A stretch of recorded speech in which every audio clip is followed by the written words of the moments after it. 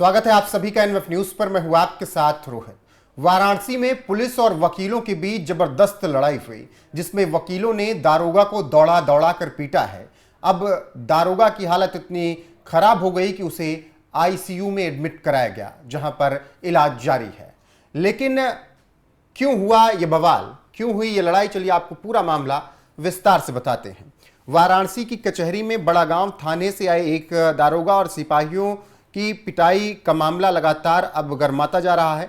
ये घटना 16 सितंबर की है, जब दोपहर में वकीलों ने पुलिस वालों को घेर लिया। इस दौरान दारोगा मिथिलेश प्रजापति को गंभीर चोटें आई और कुछ सिपाही भी घायल हो गए। घटना का वीडियो अब तेजी से वायरल हो रहा है, जिसमें मारपीट भी दिखाई दे रही थी। पिटाई की वजह एक पुरानी घटना बताई गई, जिसमें दारोगा ने कथित तौर पर एक वकील के साथ बदतमीजी की थी और मारपीट की थी। इसका बदला लेने के लिए वकीलों ने कचहरी में दारोगा पर हमला कर दिया और फिर मारपीट का ये मामला आगे बढ़ गया है। बताया जा रहा है कि पिटाई का कारण एक पुराना जमीनी विवाद था, जिसमें दारोगा मिथिलेश प्रजापति ने एक वकील को हिरासत में लिया था।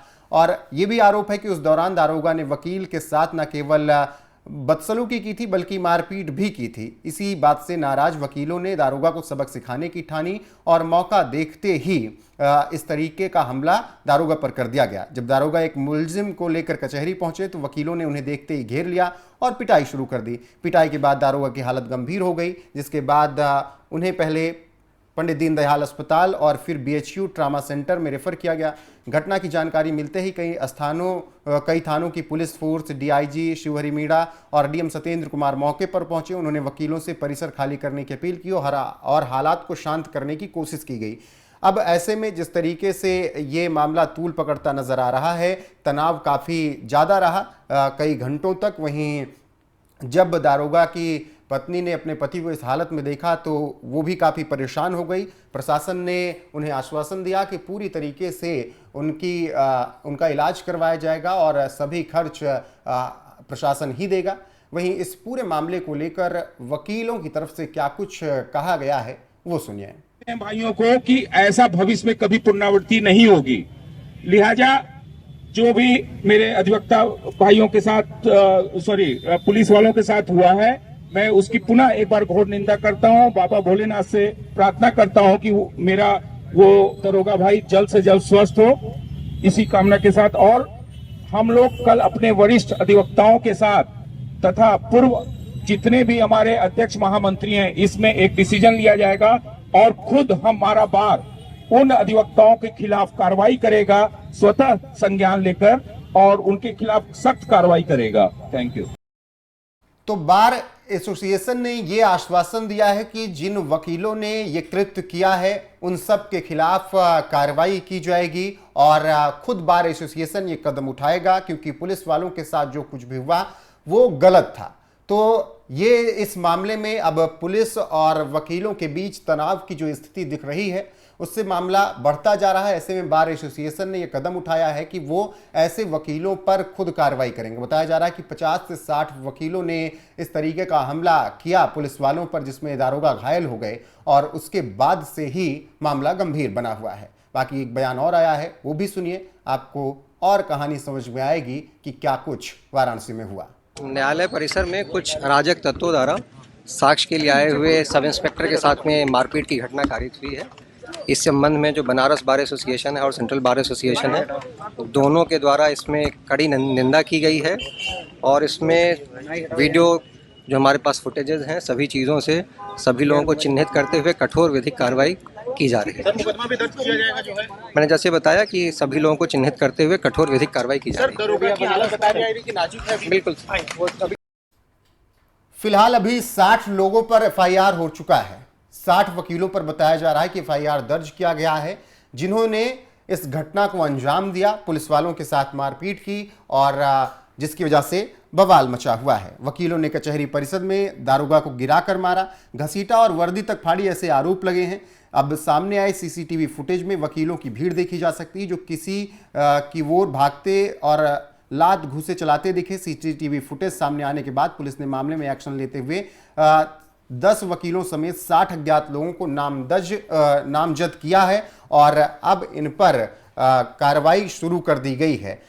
तो जिस तरीके से ये मामला अब बढ़ता नजर आ रहा है, कई धाराओं में केस दर्ज किया गया है, उन वकीलों पर सीसीटीवी की फुटेज के आधार पर चेहरों को पहचाना जा रहा है। बाकी प्रशासन ने इस पूरी खबर पर क्या कहा है, इस पूरी घटना पर क्या कुछ कहा है, उनके बयान के साथ आपको छोड़े जाते हैं। बने रहिए हमारे साथ लगातार। नमस्कार। न्यायालय परिसर में कुछ अराजक तत्वों द्वारा साक्ष्य के लिए आए हुए सब इंस्पेक्टर के साथ में मारपीट की घटना कारित हुई है।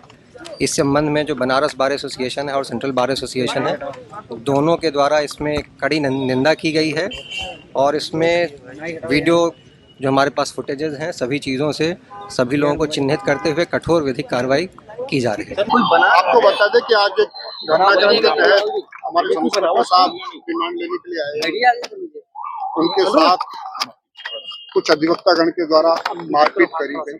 तत्काल पुलिस फोर्स मौके पे पहुंची, सभी सीनियर ऑफिसर्स मौके पे पहुंचे।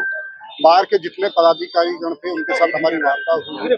उन्होंने इस घटना की घोर निंदा करने के साथ साथ ये हमें आश्वस्त किया है कि जो कार्रवाई पुलिस के स्तर से अपेक्षित है, उसमें जो कठोर कार्रवाई है वो सुनिश्चित की जाएगी और बार का हमें पूरा सहयोग है। जितने भी हमारे पुलिस प्रशासन के अधिकारी हैं उनके साथ वार्ता हुई है। बाकी जो चीजें हैं उनको हम लोग देख रहे हैं। सभी जितने भी हमारे पुलिस प्रशासन के अधिकारी हैं, माननीय अधिवक्तागण हैं, उन सबसे हम अपील करते हैं कि जो विधिक कार्रवाई है वो अमल में लाई जा रही है और उसमें बार ने हमें सहयोग करने का आश्वासन दिया है। अभी आप सबके सामने उन्होंने स्टेटमेंट भी दिया है कि कठोर कार्रवाई जो भी इसके लिए दोषी है उनके विरुद्ध की जाए। कितने लोग के साथ मारपीट हुई है? देखिए, अभी तक जो तथ्य संज्ञान में आया है, पुलिस के कर्मचारियों के साथ में मारपीट घटना हुई है, जिसमें एक सब इंस्पेक्टर उसका इलाज चल रहा है।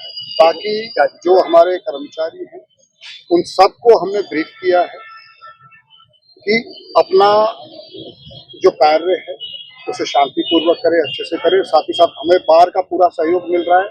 हम लोग उनके साथ मिलकर अभी सभी अधिवक्तागण के साथ में भाइयों को कि ऐसा भविष्य में कभी पुनरावृत्ति नहीं होगी। लिहाजा जो भी मेरे अधिवक्ता भाइयों के साथ पुलिस वालों के साथ हुआ है, मैं उसकी पुनः एक बार घोर निंदा करता हूं। बाबा भोलेनाथ से प्रार्थना करता हूं कि मेरा वो दरोगा भाई जल्द से जल्द स्वस्थ हो, इसी कामना के साथ। और हम लोग कल अपने वरिष्ठ अधिवक्ताओं के साथ तथा पूर्व जितने भी हमारे अध्यक्ष महामंत्री हैं, इसमें एक डिसीजन लिया जाएगा और खुद हमारा बार उन अधिवक्ताओं के खिलाफ कार्रवाई करेगा, स्वतः संज्ञान लेकर, और उनके खिलाफ सख्त कार्रवाई करेगा। Thank you.